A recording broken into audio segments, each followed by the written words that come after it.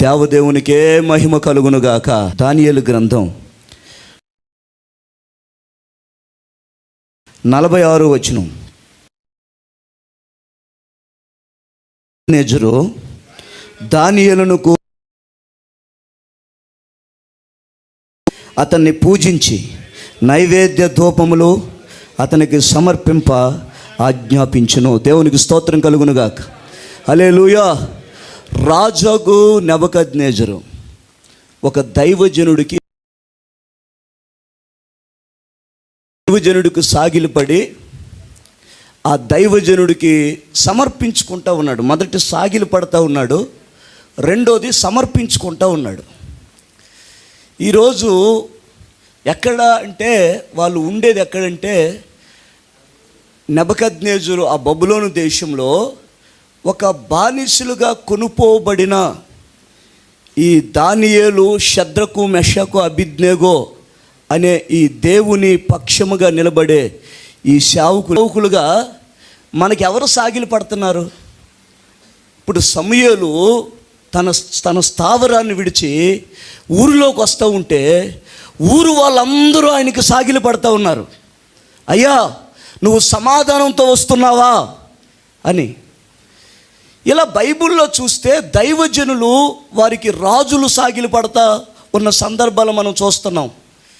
ఈరోజు దేవుని సేవకులుగా మనకి ఎవరు వాటికి నాయకులు సాగిలు పడుతున్నట్లుగా మనం చూస్తున్నాం. ప్రభావం లేని వాటికి ప్రభావమే ఉండదు. కొన్ని సందర్భాల్లో కొన్ని దృశ్యాలను మనం చూస్తే చూడడానికి అసహ్యకరంగా ఉంటాయి, అయినా వాటికి సాగిలు పడుతూ ఉన్నారు. మరి ఇంత గొప్ప ప్రభావము కలిగిన దేవుణ్ణి కలిగి ఉండి, ఎంత గొప్ప ప్రభావము కలిగిన దేవుని నామాన్ని కలిగి ఉండి, ఎందుకంటే దైవజనులు ఉన్నారు కాబట్టి, ఆత్మీయ నాయకులు ఉన్నారు కాబట్టి, ఇప్పుడు యేసుప్రభు వెనకుండి పేతురు, దేవునికి స్తోత్రం కలుగునుగా. ఒకళ్ళు ఏదైనా చెప్పాలనుకుంటా ఉన్నా చెప్పలేకపోండి. దేవుని కృపే, దేవునికి స్తోత్రం చెప్పండి. హల్లెలూయా. దేవునికి మహిమ కలుగునుగాక. కనుక ఈరోజు మనకి ఎవరు సాగిలు పడుతున్నారు? ఈరోజు సంఘం మనకు మాటలే నేను చెప్తాను, జస్ట్ అలా చదివించి ముగించేస్తాను. ఒకటి, దేవునికి మనకి ఉన్న బంధం ఉంది.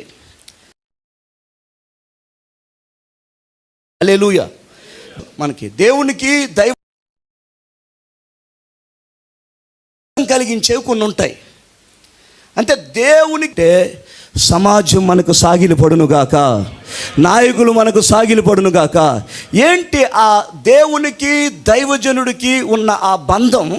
ఆ బంధానికి భంగం కలిగించేది ఏంటంటే, ఒకరోజు దానియేలు గారి దగ్గరికి, దానియేలు అంటే ఆ కల్దీయులు విద్యను అభ్యసించడానికి ఆయా దేశాల్లో నుండి ఆయా ప్రపంచవ్యాప్తంగా యవనస్తులైన పిల్లలు వచ్చి కల్దీయులు విద్యను అభ్యసించడానికి వాళ్ళందరూ పూనుకున్నప్పుడు, రాజు ఏ భోజనం అయితే భుజిస్తూ ఉన్నాడో అదే భోజనాన్ని ఆ విద్యను అభ్యసించే వారందరికీ ఆర్డర్ చేసినప్పుడు, రాజుగారు పెట్టమన్నప్పుడు ఆ భోజనం దానియేలు గారి దగ్గరికి పోతే దానియేలు గారు అంటారు, ఇదిగో ఈ రాజు భోజనము, ఈ పానము తిని మా శరీరములను మేము అపవిత్రపరచుకోం.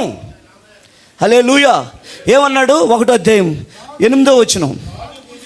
రాజు భుజించిన భోజనము, పానము చేయు ద్రాక్షరసమును పుచ్చుకొని తన్ను అపవిత్రపరచుకోకూడదని దానియేలు ఉద్దేశించి, అది అంటే ఏంటి?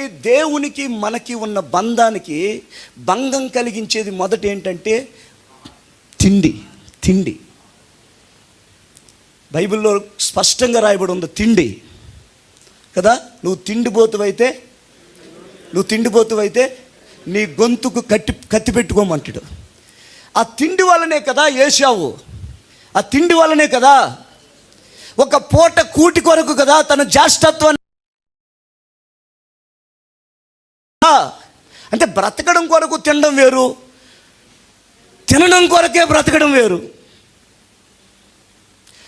కనుక దైవజనుడుగా ఈయన తినలేదని నేను చెప్పను, తింటాడు. కానీ దేని కొరకు తింటాడు? బ్రతకడం కొరకు తింటూ ఉన్నాడు. దాని ద్వారా రాజు భుజించిన భోజనముల ద్వారా తనను తాను. కావాలంటే మీరు లోకాసు వార్త 21:35 ఆ వచనాల్లో మనం చూస్తే, యేసుక్రీస్తు రాకడలో ఒక దినం ఆయన రాబోతూ ఉన్నాడు. ఒక దినాన లోకం మీదకు ఉరి రాబోతూ ఉంది. అది మీ మీదకి రాకుండానట్లు మీరు తిండి వలన, చూడు తిండి, 2 మత్తు అంటే తిండి తింటే ఏమొస్తుంది అంటే ఒకదానికోటి అవినాభావ సంబంధాలు ఉన్నాయి. 1 తిండి, 2 మత్తు, 3 ఐహిక విచారములు. దీని వలన లోకం మీదకి వచ్చిన ఉరి మీ మీదకి వస్తుందేమో, ఆ ఉరి మీ మీదకి రాకుండానట్లు మిమ్ములను మీరే ఏం తినాలో ఏం తినకూడదు, ఎలా ఉండాలి, ఎలా మిమ్ములను మీరే పురుకొల్పుకునే అనుభవం. దానియేలుకి ఎవరైనా చెప్పారా, లేదా దానియేలు గారే చెప్తున్నారా? దానియేలు గారే చెప్తారు. తనకు తాను ఉద్దేశించుకున్నాడు, ఈ తిండి తినడం వల్ల నాకు ప్రయోజనం లేదు ఉన్న అనుభవం. దేవునికి రెండవదిగా అతని ఎదుట సాగిలపడ్డానికి కారణం ఏంటంటే, మెషకు అబేద్నెగో. ఇప్పుడు ఈ నెబుకద్నెజరుకు వచ్చిన దర్శనం వస్తే మనకు కూడా వస్తుంది కదా, అందుకని వీళ్ళ వంతు కూడా వస్తుంది. అప్పుడు వీళ్ళు ఏం స్నేహాల వలన రాజ్యాలే కూలిపోయాయి. స్నేహాల వలన దేవునికి మనకి ఉన్న ఆ బంధానికి భంగం కలుగుతుంది. కనుక ఎటువంటి స్నేహం, సహవాసం, ఎటువంటి సహవాసం చేయాలో రాత్రి ఇక్కడ ప్రార్థన జరిగింది, కుటుంబ ఆశీర్వాద కూడిక. ఈ కూడిక జరిగిన వెంటనే కిందకి వెళ్ళిపోయి ప్రార్థన చేశారు. అతనితో కూడా మేము కూడా ప్రార్థనలో పాల్గొన్నాం.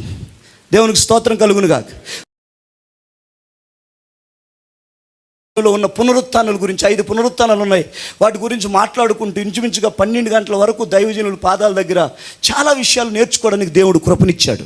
చాలా మర్మయుక్తమైన విషయాన్ని దేవుడు, కొన్ని సందర్భాల మాటలు ఎక్కడా దొరకవో. దేవునికి మహిమ కలుగునుగాక. హల్లెలూయా. అక్కడ ఆత్మ దేవుని ద్వారా బయలుపరచబడిన సంగతులు. దేవునికి మహిమ కలుగునుగాక. కనుక నీ సహవాసం, నీ స్నేహం ప్రార్థనతో కూడా ఉందా? ప్రార్థన ఐక్యత ఉందా? ప్రార్థనా సహవాసం ఉందా? కనుక దానియేలు 2 తీసుకున్న గొప్ప నిర్ణయం ఏంటంటే, ప్రార్థన కలిగిన స్నేహితులను కలిగి ఉన్నాడు. దేవునికి మహిమ కలుగునుగాక. హల్లెలూయా. బాగా ప్రార్థనాపరుడైన స్నేహం వల్ల పాడైపోయిన సందర్భాలు ఎంతమందో ఉన్నారు. ఎంతోమంది స్నేహాల వల్ల పాడైపోతారు. దేవునికి మన స్నేహితులు కూడా చాలామంది ఒకప్పుడు భక్తి చేశారు, తర్వాత భక్తిలో దిగజారిపోయిన సందర్భాలు మన మధ్యలో కూడా ఉంటారు. కారణం ఏంటంటే, స్నేహాలు దేవునికి మనకి ఉన్న బంధానికి భంగం. కనుక ఏ స్నేహం పడితే ఆ స్నేహం కాకుండా ఏ స్నేహం కావాలి మనకి? ప్రార్థనా సహవాసం. దేవునికి మహిమ కలుగునుగాక. హల్లెలూయా. దేవునికి స్తోత్రం. 3వదిగా దానియేలు దేవుని ఆత్మను పొందినవాడు అని బైబిల్ చెబుతుంది. 4:8 ఆయన దేవుని ఆత్మ పొందినవాడు, ఆత్మ కలిగినవాడు దానియేలు. 4వదిగా ఆయన మానక ప్రార్థించేవాడు. దేవునికి స్తోత్రం. ప్రార్థనాపరుడు. కనుక ఇటువంటి అనుభవాలు కలిగిన దానియేలు ఎదుట